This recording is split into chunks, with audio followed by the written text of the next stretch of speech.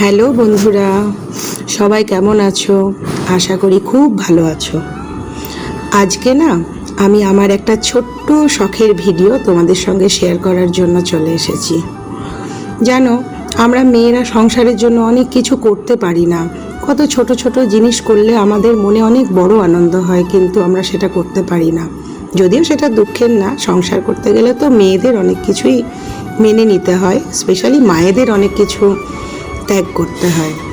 বহুদিনের শখ ছিল নেল আর্ট করব, কিন্তু যখন ভাবতাম না এই বাচ্চাটা যত্ন করতে গিয়ে হয়তো লেগে যাবে, কি ঘরের দুটো কাজ করতে গিয়ে নিজের অসুবিধা হবে, এগুলো ভেবে কোনো সময়তেই এগিয়ে যাইনি।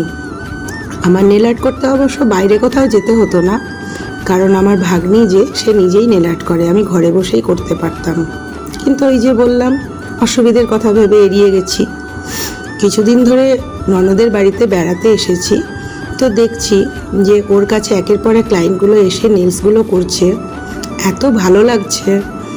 তারপরে নিজের ইচ্ছা কিছুটা বাড়ালাম, যা হবে হবে, করেই ফেলি। তার মধ্যে আমার ভাগ্নি একটু জোর দিল, তারপর আর কি, উঠে পড়লাম গাছের মগডালে, বসে পড়লাম। দেখো তো কি সুন্দর লাগছে আমার হাতটা, কি সুন্দর নেল কাটার দিয়ে কিউটিক্যালগুলো কেটে দিচ্ছে, পরিষ্কার করে দিচ্ছে। প্রথম প্রথম কিন্তু একটু বোর হচ্ছিলাম, তারপরে দুজনে মিলে এমন গল্প শুরু করলাম, সময়টাও খুব ভালোভাবে কেটে যেতে লাগলো। আর সে আমার মেয়েটা এসে একটু জ্বালাতন করছিল, অবশ্য জিজ্ঞেস করছিল, ওর অনেক প্রশ্ন জাগে।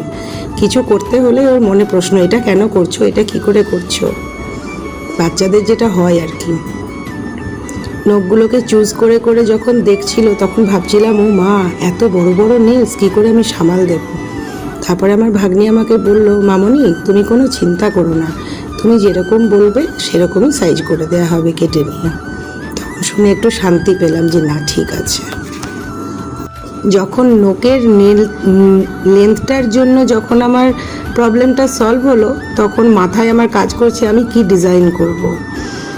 ভাগ্নির সঙ্গে গল্প করছিলাম, কী রে, কোনটা করলে ভালো হয় বল। ও বলল, মামনি অপশান তো অনেকই আছে, তুমি বলো কোনটা চাও, তবে ট্রেন্ডিং যদি চাও তাহলে তো ক্যাটাই। তো ভাবলাম ওটাই করি। তার মধ্যে ভাগ্নির হাতেও একটা করা ছিল, দেখে বেশ লোভ হচ্ছিল, তো ভাবলাম যে ওটাই করি। যাই হোক, ধীরে ধীরে কাজ এগোতে লাগলো। মাঝের মধ্যে এসে আমার জিজু আমাদেরকে একটু চা সার্ভ করে গেল, গরম গরম চা, কিছু মিষ্টি মিষ্টি গল্প ভাগ্নির সাথে। পাশে আমার ননদও ছিল, গল্প করতে করতে বেশ সুন্দর নেল আর্টটা চলছিল।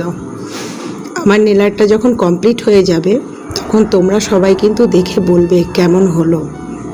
জানো, এটা কিন্তু কোনো প্রমোশনাল ভিডিও নয়, বা এটা কোনো অ্যাডও আমি করছি না যে আমার ভাগ্নি করছে আমি অ্যাড করছি, সেটা নয়। তবে ওর কাছে প্রচুর ক্লায়েন্ট আসে, তোমাদের যদি ভালোও লাগে আমি নাম্বার মেনশন করে দেব নিচে, ইচ্ছে হলে কল করে নেবে। কিন্তু আমার নেলটা যে কখন কমপ্লিট হবে আমার খুব অধৈর্য লাগছিল। আমি দেখলাম সহজে তো বারবার করে করতে পারি না, আমি যদি করি একটু ভালোই করি, ওই জন্য ক্যাটসায়ে রাজিও হয়ে গেলাম। অনেক গর্জিয়াস গর্জিয়াস ডিজাইন ও আমায় দেখিয়েছে, গুগল থেকেও দেখিয়েছিল, ওর কাছে যেসব ক্লায়েন্টগুলো করে গেছে তাদেরও দেখিয়েছিল। তো আমার সেগুলো অতটা ভালো লাগেনি, আমি বললাম সিম্পলের ওপরে করে দে। আর ওর এত কালেকশন, কোনটা ছেড়ে যে কোন কালারটা নেব আমি ঠিক বুঝতেই পারছিলাম না। ও আমাকে একে একে খুলে খুলে সব দেখিয়েছে, তারপরে একটা চুজ করেছি। যখন আমার নখের উপরে রঙগুলো উঠছিল না ছবির মতো, তখন আমার মনে কত আনন্দ হচ্ছিল, ইস কখন আর্টটা কমপ্লিট হবে, কখন আমি দেখব। সত্যি বলবো বন্ধুরা, আমার হাতটাকে এইভাবে সাজানো কিন্তু এর আগে আমার কখনো সুযোগ হয়ে ওঠেনি। এটা একমাত্র একটা মহিলাই বুঝবে। হয়তো ছেলেরা শুনলে ভাববে কি না জানি একটা নেল আর্ট, কিন্তু এটা মেয়েরাই বুঝবে, তাই না বলো।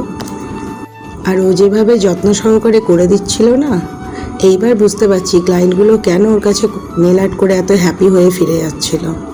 খুব যত্ন করে করে দিচ্ছিল, খুব সুন্দর লেগেছে। আমি ওকে সিম্পলের মধ্যে একটা আর্ট চেয়েছিলাম, ও সেটাই চেষ্টা করেছে। যেই রঙটা দিয়ে করানো হচ্ছে না, যেই রঙটা, ওটা কিন্তু আমার ভীষণ প্রিয় একটা রঙ। আমি এই রঙটা সত্যি আমার খুব ভালো লাগে। আমি যখন মেকআপের কোর্স করেছিলাম, তখন আমি এইটাই বলেছিলাম আমার আইশ্যাডো যেন এই রঙ দিয়েই করানো হয়। কিছু কিছু পুরনো জিনিস মনে পড়ে যাচ্ছিল। সত্যি বিয়ের পরে মেয়েরা না অনেক বাঁধনের মধ্যে চলে আসে, কত শখ অপূর্ণ থেকে যায়। দেখো বন্ধুরা, আমার নেলসগুলো কীরকম লাগছে তোমরা কিন্তু জানিও কেমন লাগছে। আমি তো ভীষণ হ্যাপি, আমি যেমন চেয়েছিলাম তেমন হয়েছে।